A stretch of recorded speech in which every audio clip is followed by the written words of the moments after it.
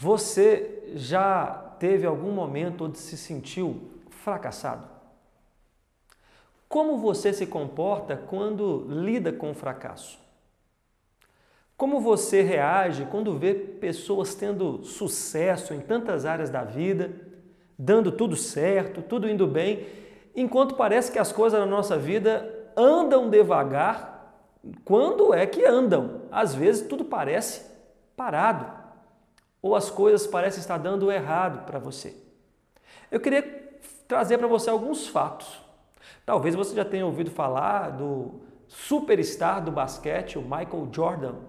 Você sabia que no início da sua carreira ele foi cortado do time de basquete da sua escola? O grande estadista Winston Churchill, líder da Inglaterra no período da Segunda Guerra Mundial, repetiu a sexta série.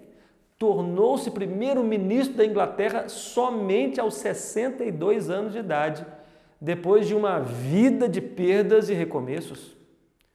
E com certeza você já ouviu falar no famoso nome do cientista Albert Einstein. Ele só aprendeu a ler aos 7 anos de idade. A sua professora o qualificou como mentalmente lerdo, não sociável e sempre perdidos em desvaneios tolos. Foi expulso da escola e não foi admitido, não passou no teste de admissão da Escola Politécnica de Zurique. Um certo agente musical recebeu um grupo de rock inglês chamado The Beatles, e esse executivo da Decca Record Company disse que nós não gostamos desse tipo de som. Os grupos de guitarra como esse já eram. O inventor do telefone, chamado Alexander Graham Bell, inventou o telefone em 1876. Não tocou o coração de nenhum financiador com o seu aparelho. E o presidente da época da sua nação disse: uma invenção extraordinária, mas quem vai querer usar isto?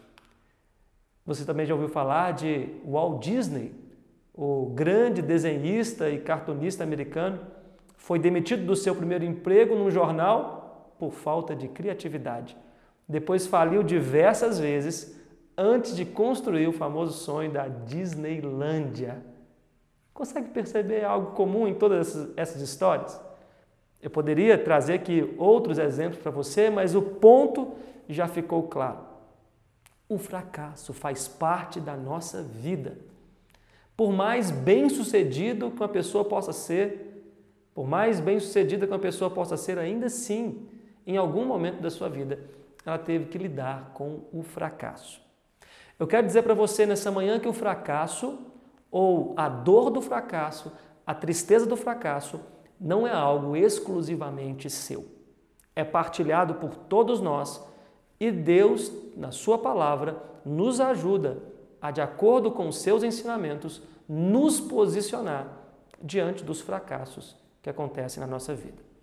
Para isso, eu queria que você abrisse comigo a sua Bíblia, no primeiro livro dos Reis, capítulo 19, e nós leremos do verso 1 ao 18. É uma leitura um pouco grande, então eu peço que você acompanhe com atenção. Se quiser, você pode pegar a sua Bíblia agora. Eu dou um tempinho para você fazer isso e acompanhar comigo a leitura que eu vou fazer desse texto, em 1 Reis, capítulo 19, de 1 a 18. Diz assim a palavra de Deus.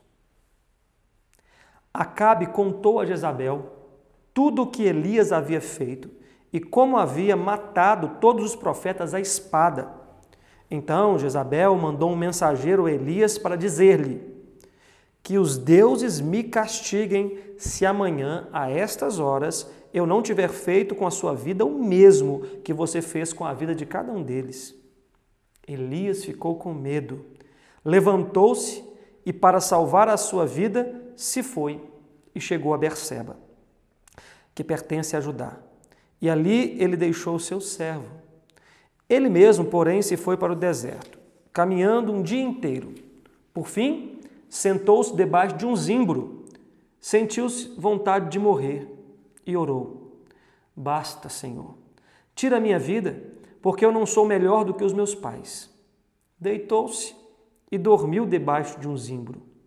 E eis que um anjo tocou nele e lhe disse: levanta-se e coma. Elias olhou e viu perto da sua cabeça um pão assado sobre pedras em brasa e um jarro de água. Comeu, bebeu e tornou a dormir. O anjo do Senhor voltou, tocou-lhe e lhe disse: levanta-se e coma, porque a viagem será longa. Então Elias se levantou, comeu e bebeu. E com a força daquela comida caminhou 40 dias e 40 noites até Horebe, o monte de Deus. Ali entrou numa caverna onde passou a noite.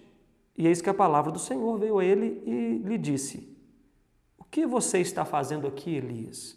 Ele respondeu: tenho sido muito zeloso pelo Senhor, Deus dos exércitos, porque os filhos de Israel deixaram a tua aliança, derrubaram os teus altares e mataram os teus profetas à espada. Só fiquei eu, e eles estão querendo tirar minha vida. Então foi-lhe dito: sai daí e fique diante do Senhor no monte. Eis que o Senhor estava passando e um grande e forte vento fendia os montes e quebrava as rochas diante do Senhor. Mas o Senhor não estava no vento. Depois do vento houve um terremoto, mas o Senhor não estava no terremoto. Depois do terremoto veio um fogo, mas o Senhor não estava no fogo.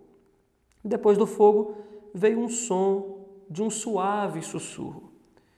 Quando Elias ouviu isto, cobriu o rosto com o manto e, saindo, pôs-se à entrada da caverna. Eis que veio uma voz e lhe disse: o que está fazendo aqui, Elias? Ele respondeu: tenho sido zeloso pelo Senhor, Deus dos exércitos, porque os filhos de Israel deixaram a tua aliança, derrubaram os teus altares e mataram os teus profetas à espada. Só fiquei eu, e eles estão querendo tirar minha vida. Então o Senhor disse a Elias: vai, volte ao seu caminho para o deserto de Damasco. Chegando lá, unja Azael como rei da Síria. Unja também Jeú, filho de Ninsi, como rei de Israel.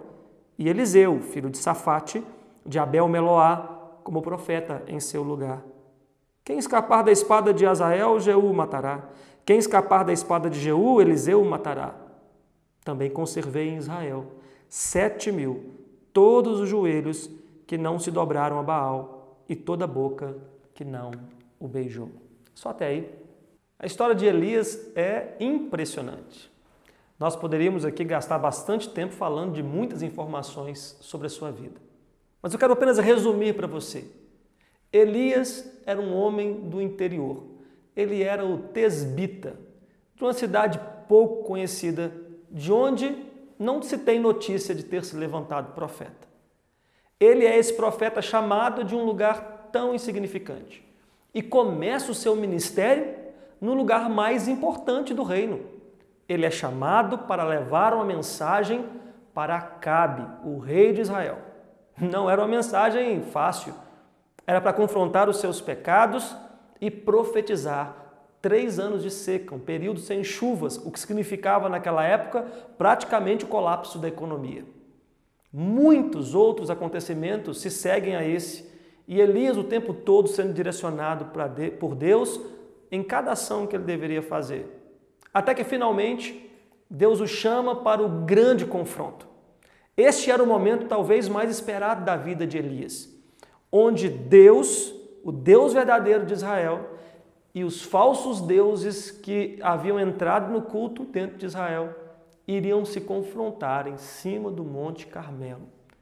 Ele sai então daquele local, vai em direção ao rei, manda o recado através de um servo e volta então para aquele local determinado. O povo se reúne no Monte Carmelo e a palavra de Elias desafia a todos, dizendo: até quando cocheareis entre 2 deuses? Se Baal é o Senhor, servi-o, mas se o Senhor é Deus, o Deus verdadeiro, servi-o. Vamos colocar aqui um altar, vamos fazer um sacrifício, e o Deus que responder com fogo, esse é o verdadeiro Deus. O texto diz que o povo gostou dessa palavra. As pessoas sempre gostam de um espetáculo como esse. Mas esse era o cenário que estava montado diante de Elias e dos sacerdotes de Baal, antes do que nós lemos aqui no capítulo 19 acontecer. Uma nação dividida por causa do reino na época de Roboão, o reino do norte com Israel, o reino do sul com Judá. E ali naquele reino do norte a corrupção estava cada vez maior. Líderes corruptos se levantando um após o outro, nos dias de Elias, Acabe e Jezabel. 3 anos de seca assolando a nação. Elias considerado inimigo do Estado, o homem mais procurado do país. Acabe o chamava de perturbador de Israel. E finalmente, o desafio do Carmelo. O cenário estava pronto para um grande acontecimento. Você consegue imaginar como estaria o coração de Elias nesse dia? Quais eram as expectativas dele? Ele sabia que Deus o estava conduzindo. Ele era chamado como profeta de Deus para trazer um grande despertamento espiritual sobre a nação ou para ver algo espetacular acontecer. As suas profecias, os sinais que Deus fazia, as coisas que estavam acontecendo ainda não eram suficientes para mudar o coração do povo. Talvez no coração de Elias estava a expectativa de que aquele seria o momento climático pela nação. Você conhece a história?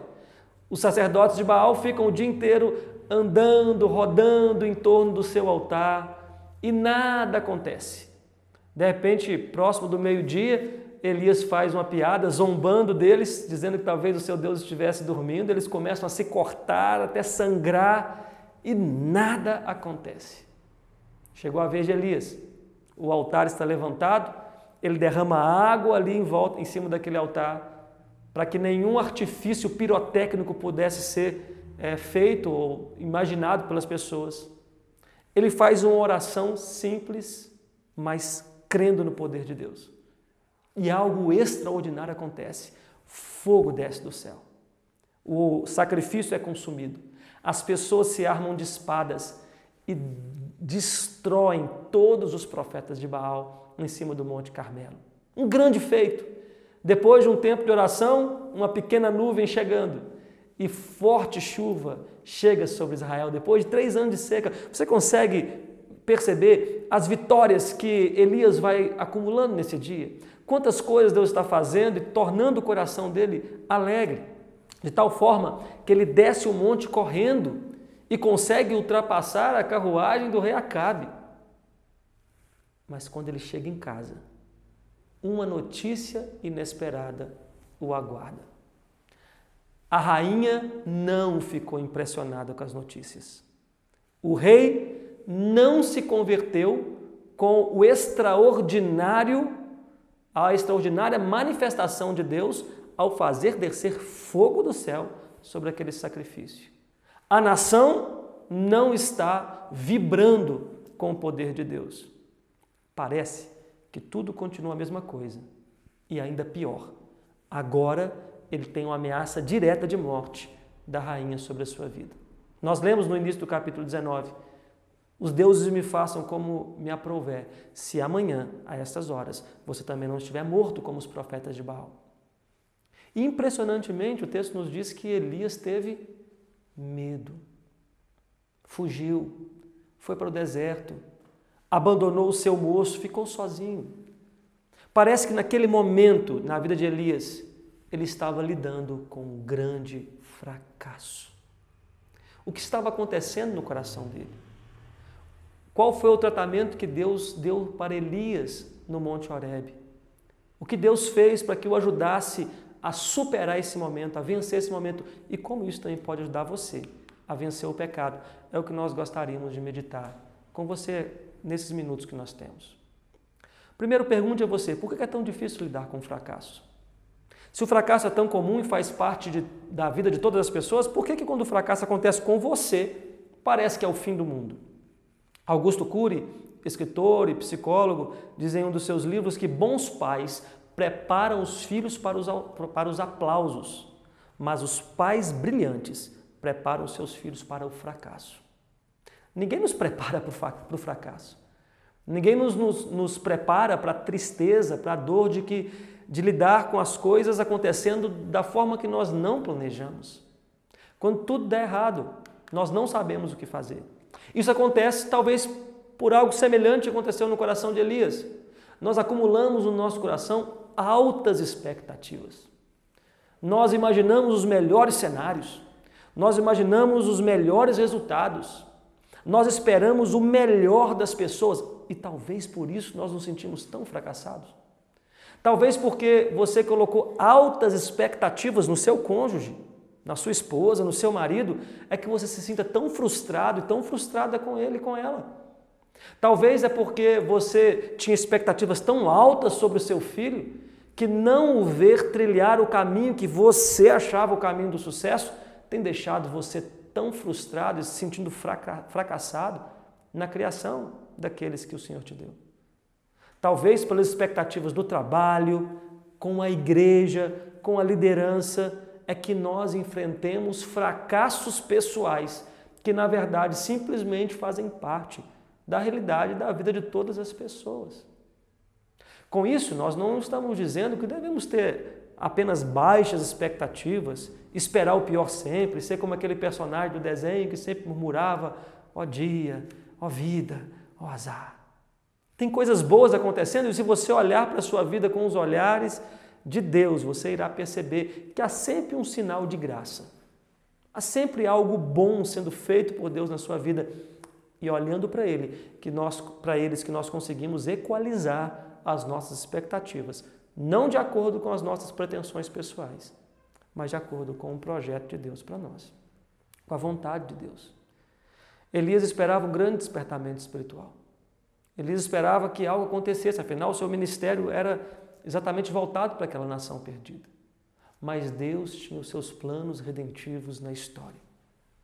Você não sabe, mas talvez os tropeços e os fracassos que você está enfrentando hoje são instrumentos de Deus na sua vida para forjar em você o caráter de alguém que irá suportar pressões muito maiores no futuro. Havia também o que nós podemos chamar na vida de Elias de a síndrome do cativeiro solitário. Sabe o que é isso? É muito parecido com uma depressão. Se você olhar para a vida de Elias, você vai perceber que após a notícia de Jezabel, ele começa a descer alguns degraus na sua vida. O primeiro degrau é dentro do seu coração. O texto diz que ele tem medo. O homem que enfrentou 850 profetas de Baal. O homem que encarou aquele desafio no Carmelo. O homem que orou e fogo desceu do céu. Orou e parou de chover. Orou e voltou a chover. Agora estava com medo da ameaça de uma simples mulher. A rainha que o ameaçava. Depois desse degrau, ele começa então a afastar. A ideia é que ele não quer mais fazer aquilo. Ele está deixando para trás todos os seus sonhos, todas as suas expectativas e quer ir para um lugar onde ninguém o veja. Talvez isso aconteça no seu coração também. Quando nós nos sentimos fracassados, nós não queremos encontrar ninguém. Quando alguma coisa dá errada, nós não queremos encarar os olhos investigadores das pessoas sobre a nossa vida. Nós queremos nos retirar. Mais um degrau na vida de Elias, ele deixa o seu moço para trás. O moço de Elias era aquele que o acompanhava, era aquele que o servia, era aquele que estava com ele todos os dias, era a sua companhia. Mas ele não quer mais ter essa pessoa do seu lado. Acontece com você e comigo. Quando nós enfrentamos tempos de depressão, de tristeza, por causa do fracasso, até as pessoas que estão mais próximas de nós, até aquelas que convivem conosco, nós não queremos mais ficar na sua companhia. Ficamos sozinhos, isolados, sem a presença de ninguém. Será que isso também não está acontecendo com você? Será que não é assim também que você se comporta quando se sente fracassado? Quando se sente triste ou frustrado? Após deixar o seu moço, Elias então se deita debaixo de um zimbro, abre o seu coração para Deus, pede para si a morte. E quantas vezes você, por causa de um fracasso, não achou que era o fim da sua vida? E diz: Senhor, seria melhor eu morrer do que ter que enfrentar a humilhação dessa situação. Seria melhor eu morrer do que ter que lidar com a vergonha diante das pessoas.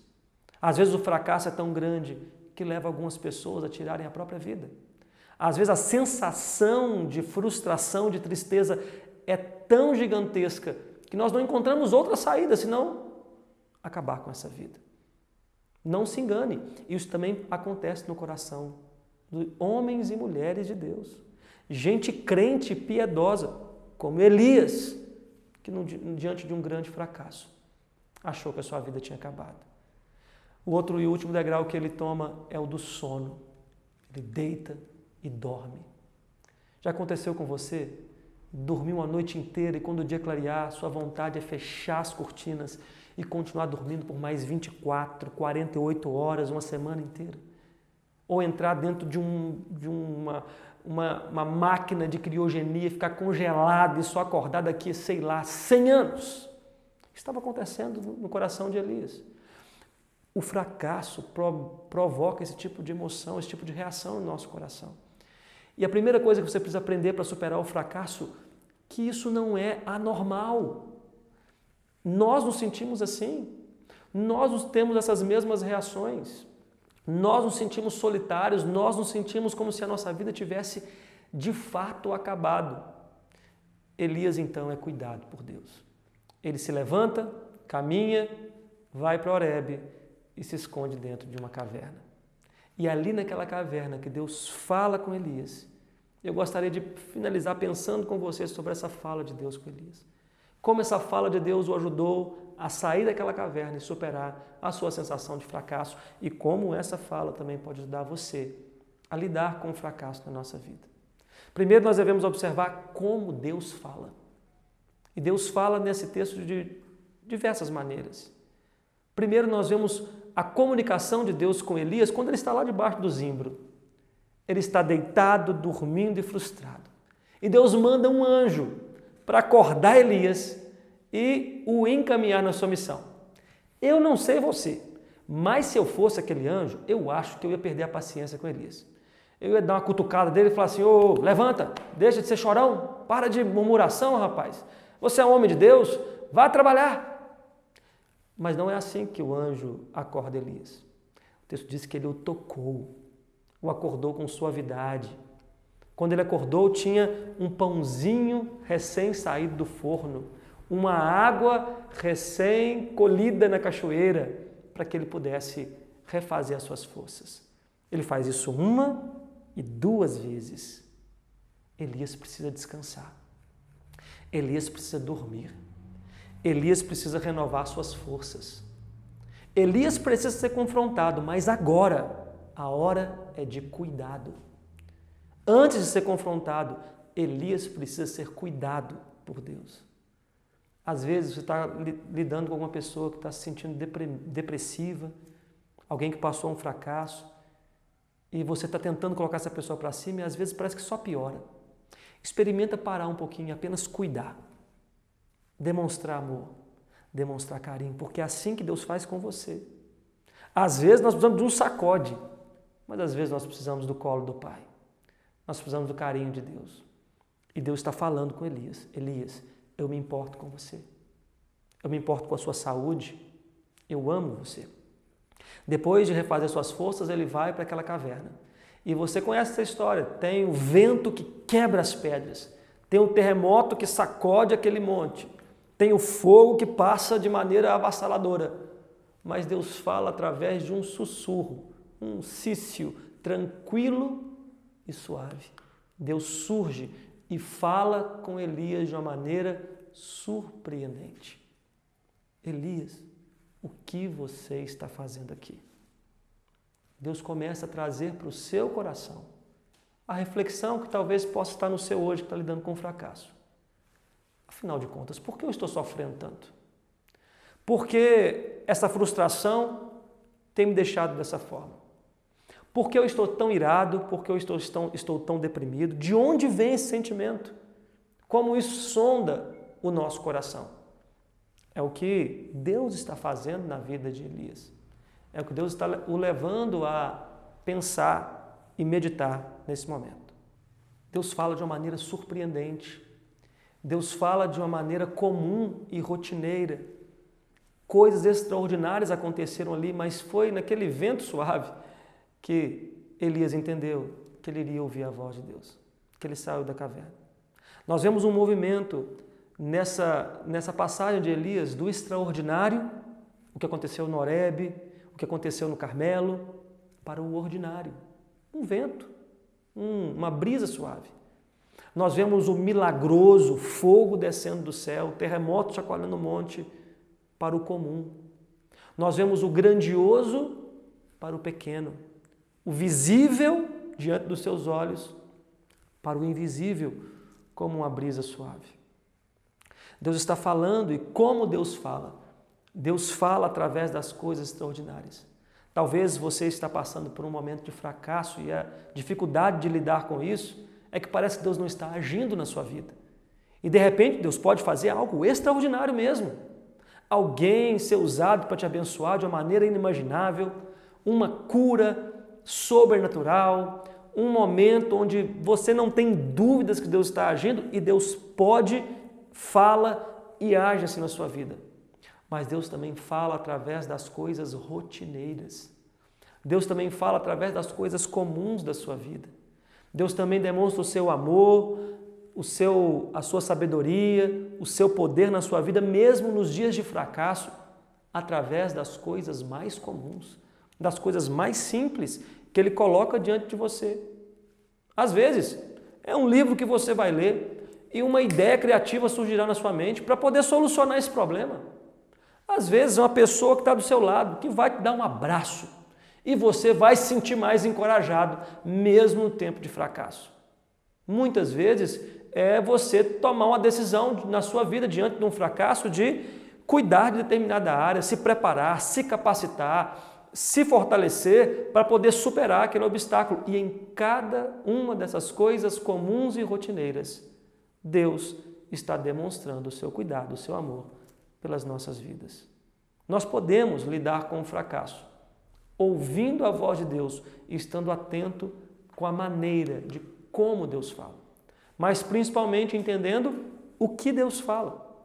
Deus fala através da sua palavra, Deus fala nos comunicando as suas verdades eternas, pelo aquilo que Ele nos deixou escrito, e Ele nos fala nos impulsionando para aquilo que nós devemos fazer.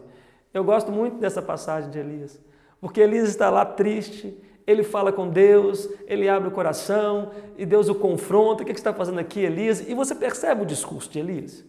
Ele diz: Senhor, o povo se desviou da tua aliança. Esse é o tema dos livros dos reis.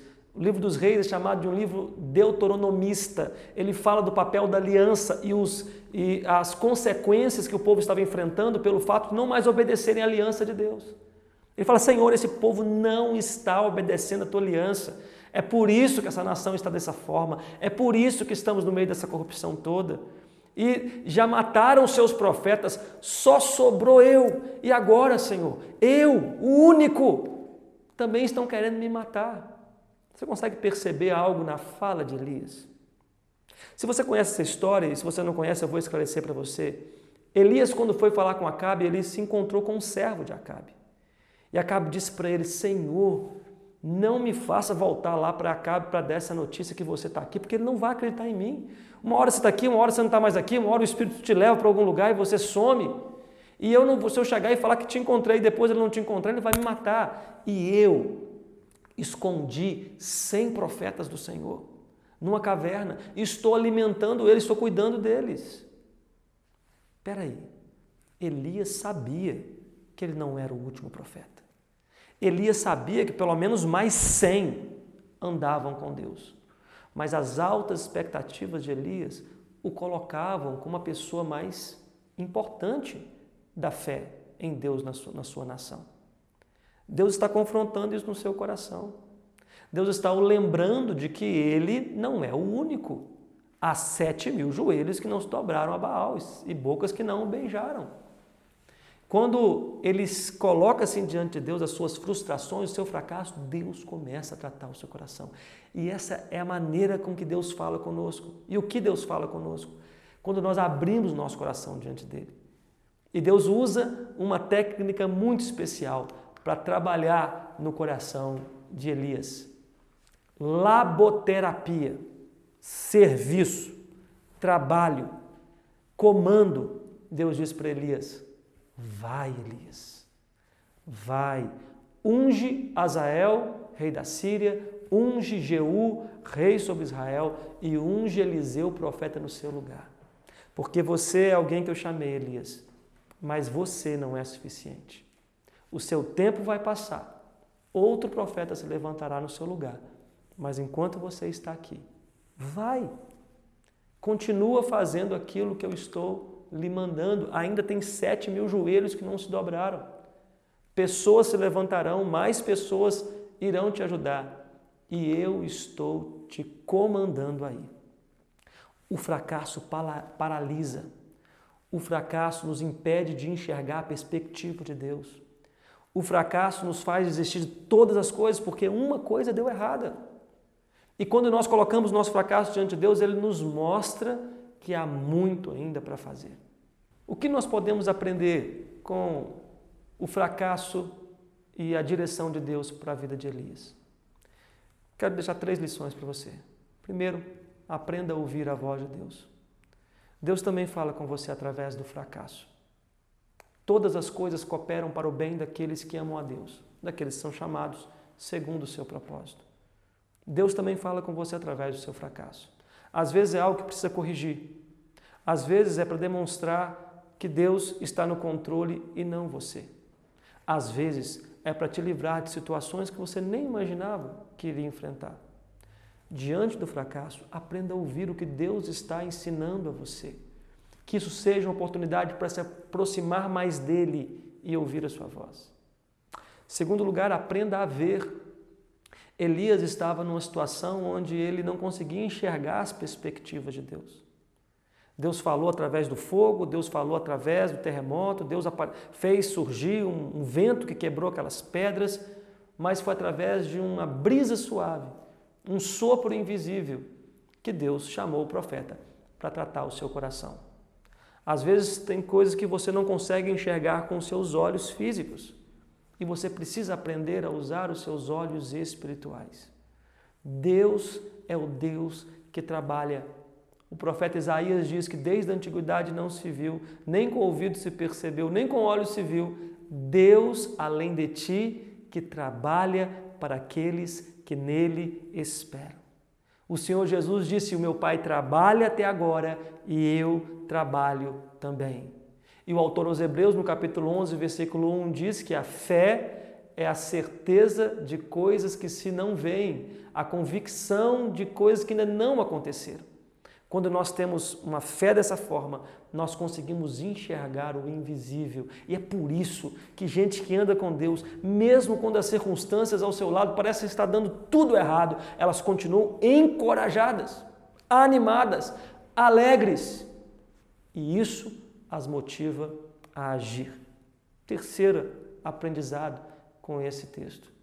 Aprenda a agir de acordo com a vontade de Deus. Se não tem nada que você pode fazer, tem 2 coisas que você com certeza sempre poderá fazer. A primeira delas é orar. Abrir seu coração diante de Deus. Colocar sua frustração diante daquele que pode de fato resolver o seu problema. E a segunda coisa é louvar. É adorar a Deus, é cantar, expressar a sua fé através da adoração.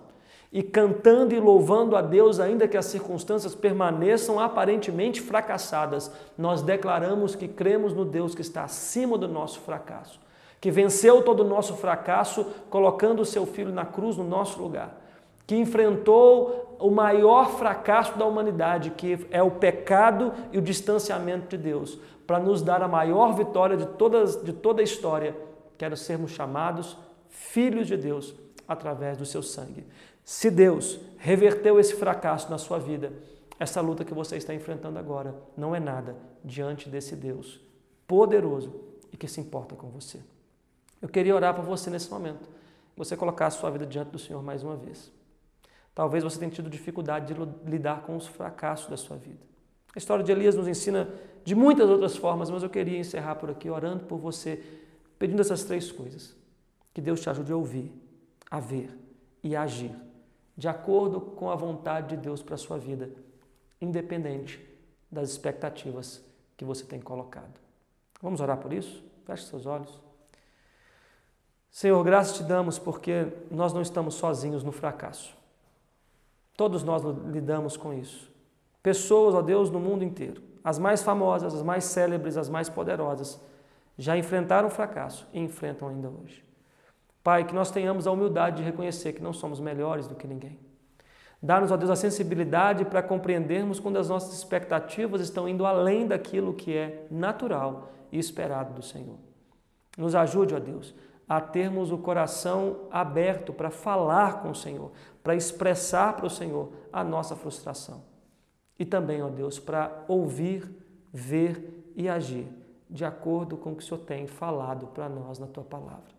Que isso encoraje o nosso coração, que isso reanime o coração daqueles, Deus, que têm se sentido fracassados hoje e que renove a nossa fé no Deus que é capaz de mudar a nossa história e mesmo nos sentindo, Deus, no mais profundo da caverna da tristeza e do isolamento da nossa vida, nós possamos sair confiadamente à voz do Senhor para poder crer e agir de acordo com a fé que o Senhor tem colocado no nosso coração pelo Teu Filho Jesus.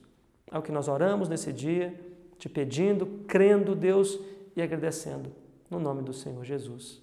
Amém. Jesus te abençoe.